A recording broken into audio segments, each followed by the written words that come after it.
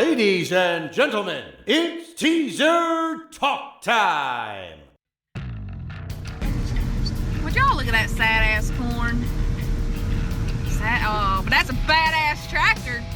I feel like no topic is off limits for teaser talk. I just picture them with an iPad. And, I mean, that's it. Let's get real. We were the cool kids who were too cool for the other kids to realize we were cool.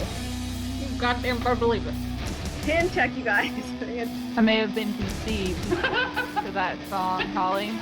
Make some noise for your co-hosts, Hey Donna Hey and Holly Nicole. Happy Teaser Talk Tuesday. We hope you are having the raddest day ever. Hey Donna Hey and Holly Nicole here for another kick-ass podcast episode. Today we are going to talk about the evolution of music-related fashion and how it has become what it is today. So I know this is something Dawn and I have both been involved both have been involved with for years. I remember we were always drawn to like the black leather, the studs, the ripped look, really as far as I can remember. I would say that my very first memory of any kind of rock and roll style would have to be Kiss, and they're just so iconic, and they were top marketers. I mean, I remember playing with Hot Wheels, and they were all decked out with like the different Kiss. Like each car had like a different member on it, and I would probably also say that explains my first crush, which was Sting the wrestler. I think there's something about guys covering their face with paint that just mesmerized me. I don't know. You're such a creep. Donna, I'm super creepy. I don't know. But, you know, whatevs. So, Donna, what would you say that was your favorite styles, like looking back through all the different styles of that? Well, I love it all, but I think I would be most obsessed with what we think of as punk fashion now. Just the rebellion, the overall I don't give a fuck attitude is just super cool. So let's talk a little more about punk fashion, or anti-fashion, as I would say. So punk is what some people would say was the counter movement against the late 60s Summer of Love style. All the waves, flares, drapes, peace and love. And in its place came super tight jeans, leather jackets, ripped tees, sweat, and anger. So soft lines were replaced with sharp cuts. 15-minute prog rock jams struck down by 2-minute distorted bursts. Punk style borrowed from Teddy Boys, Greasers, the Victorian era, and their own childhood school uniforms. Because while those uniforms were mandatory, making them badass was also a must. Yeah, I mean, I think it's just interesting to see how they, it's almost like the kids rebelling with their parents, right? Like you had like the hippies, the love children, and then I'm assuming, they probably, had some kids with their orgies that they had going on back in the 60s. But, people almost look so rebellious, so that's super cool. I think that's what I love about punk. It's like the music and the style is just rebellious. The whole idea of taking clothing and destroying it for an anti-fashion statement in itself. When I think of punk, I always think of course, like Anarchy in the UK, that movement, which a lot of it was inspired by Malcolm McLaurin's girlfriend, Vivienne Westwood. So, of course, McLaurin was the Sex Pistols manager, and then Vivienne Westwood, I would say, some even view her as the mother of punk style, right? Like she was the fashion designer that had their rocker shop back in the 70s called Sex. Their anti-fashion philosophy definitely defined the punk movement, especially, you can't talk about McLaurin without talking about the Sex Pistols. So I would say, I remember, that would be the very first band tee I can think I've ever recalled was having a Sex Pistols shirt, and it was like a baseball tee. I can close my eyes and vision it, and my mom was just like kind of appalled at the word, that her daughter was wearing a shirt that had the word sex at all on it. But I would say that was probably my very first memory of me owning a band tee for sure. Yes, the Sex Pistols with their ripped political clothes and safety pins. We loved our safety pins. And John, Johnny Rotten, however, gave a much more practical reason for the accessory, claiming that they prevented the arse of your pants from falling out. So whatever its origins, it definitely quickly was adopted and became a big thing. So the design duo Westwood and McLaurin had radically transformed into both a fashion and a political statement with their safety pin fashion, incorporating that into clothes. So their God Save the Queen t-shirts, the Queen passively sported a safety pin through her nose. Yes, and I think our fascination with safety pins was a little bit past the point of political reason. I remember giving a speech in high school. I was that obsessed over them. Like we had like those bracelets made out of rings of safety pin. I was thinking about this too, you know, when we were talking about safety pins, there was a kid, and I cannot remember his last name for the life of me, but he was in science, Mr. Smith's class with me. His first name was Shane. Do you remember who I was talking about? His cousin was Josh. Ah, Shane Skeens. Shane Skeen, yes. So probably none of our listeners know who Shane Skeen is, but he is a super sweet redneck kid. I don't know how else you would describe him. But he had said, Holly, your lips are so nice that you'd make a possum squeal. So, you know, I was just like, kind of like, yeah, whatever, dude. Like, I took my safety pin, like, off of my old bracelet, and poor kid. Like, I remember I just, like, stabbed him, but it went so, like, all the way down to the circle of it. The poor guy, he ended up, I know, it gives me goosebumps thinking about it, but he got in trouble, and I remember, I don't know why that just randomly triggered that memory. And poor kid, he's the one that ended up getting in trouble, and I stabbed him with it, but, yeah. I would say that we definitely had an obsession with safety pins. Do you remember that big-ass, I think it was red, safety pin that you had? So it was actually pink. And red, tomato, tomato. Whatever. So, again, I think that was probably a statement thing. But in this case, the statement was that we needed a bigger safety pin because it would do more damage the next time we needed to stab someone in class. So, we can't talk about punk without talking about the Mohawk. So as the 1980s landed and civil unrest intensified, punk fashion became even more of a political statement, and that's kind of when street punk was created, and the image of punk that we all remember kind of started. So you think of mohawks, studded chokers, tattoos, Doc Marten boots, and plaid. So kind of everything I love. Punked right there. Women rock leather skirts with ripped fishnets and even scribbled slogans and band tees on T-shirts with marker pens. I mean, what's more anti-fashion than defacing your clothes? So all of these things I still rock and find extremely cool. It's the anarchist punk in me, I guess. Yes, leather skirts, fishnets, band tees, that's definitely the way to any girl's hearts, or at least our hearts for sure. Absolutely, for sure. So I think that the really cool thing about the whole punk scene is how they used their clothing for more than just covering their butts. They used it as a statement.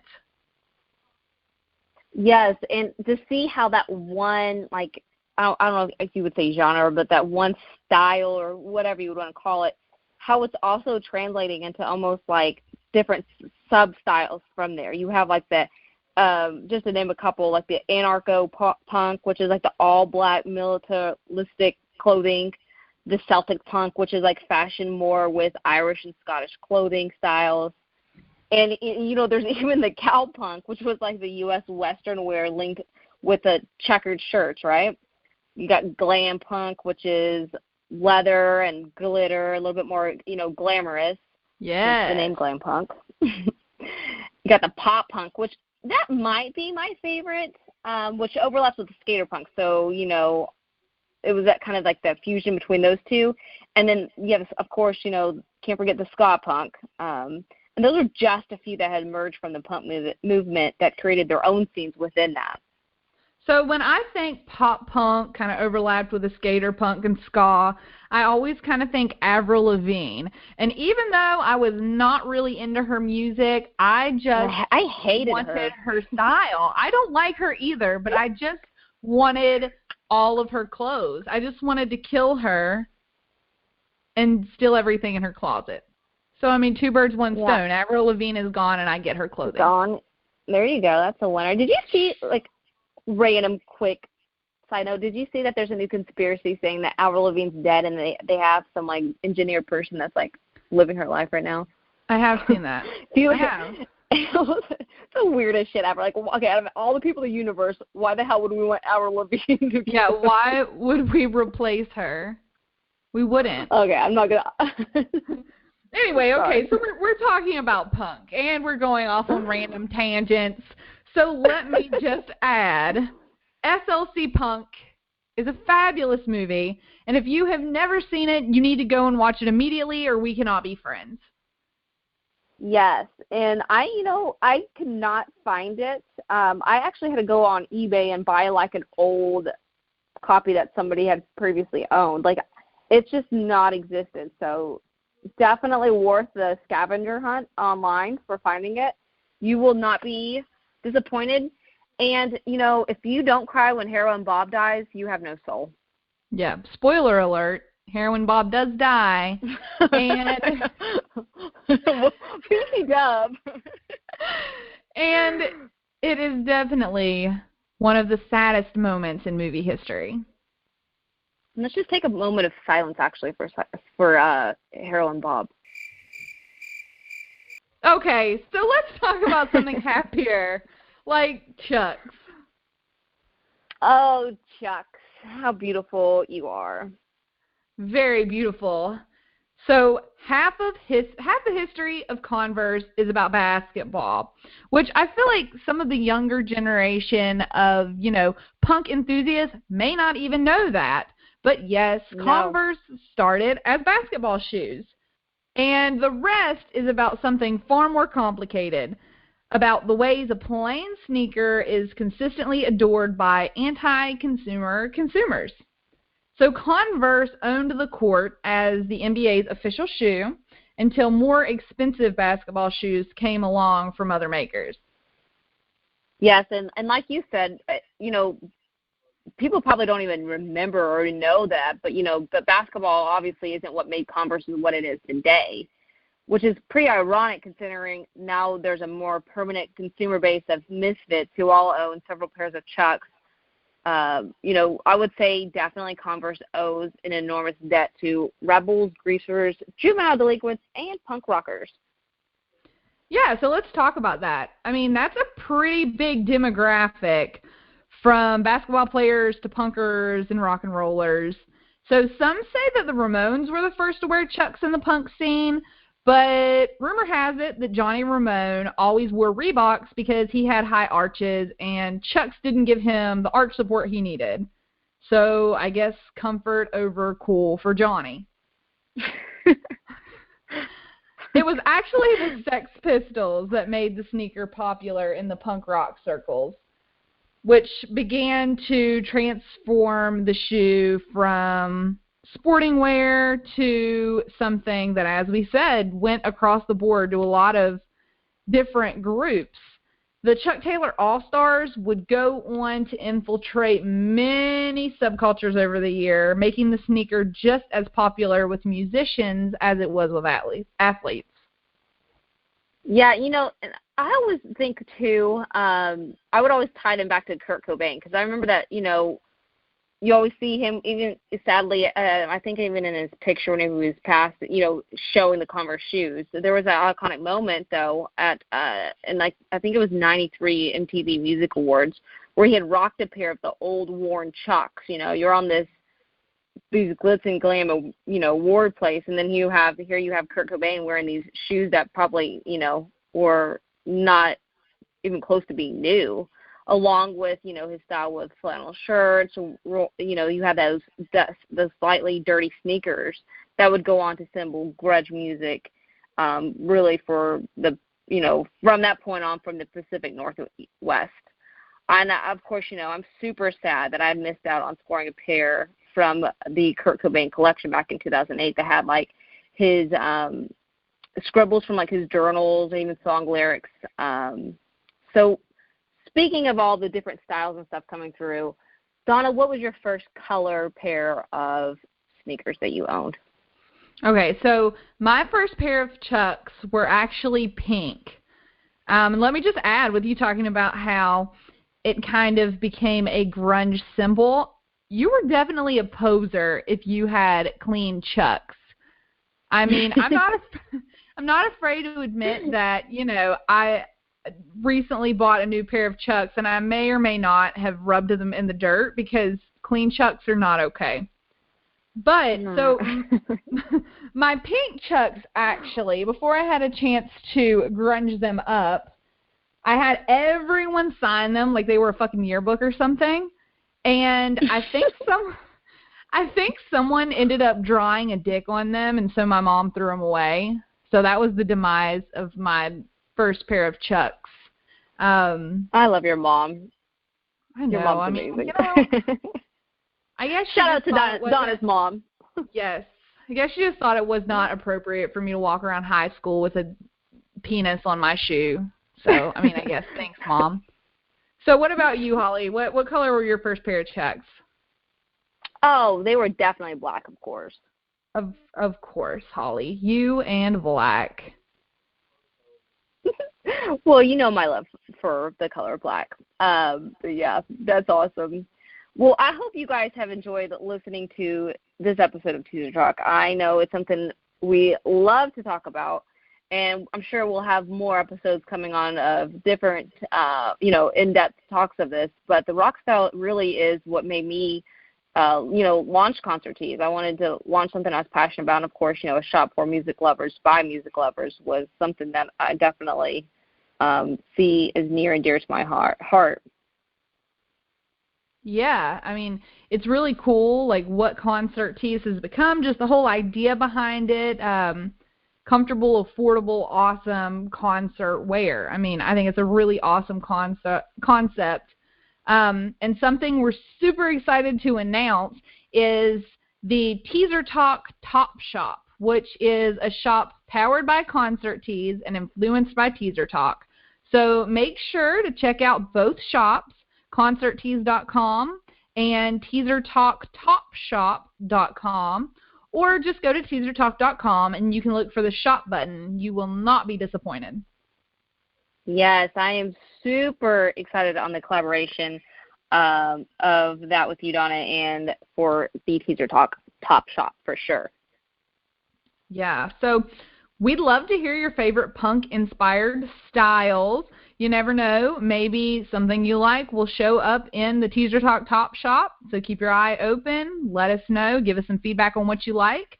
You can tag us on Instagram. Our username is @TeaserTalk, or on Twitter @talk_2_teaser, and we will post our favorites on Instagram. Make sure you go to teasertalk.com and subscribe to enter our drawing for a $20 gift certificate to the Teaser Talk Top Shop. And until next time, guys, keep rocking. We hope you've enjoyed this episode of Teaser Talk. Tune in next time to catch some more shenanigans. Be sure to follow us on Instagram at @TeaserTalk. Also, follow us on Twitter @talk_2_teaser. Until next time, keep rocking.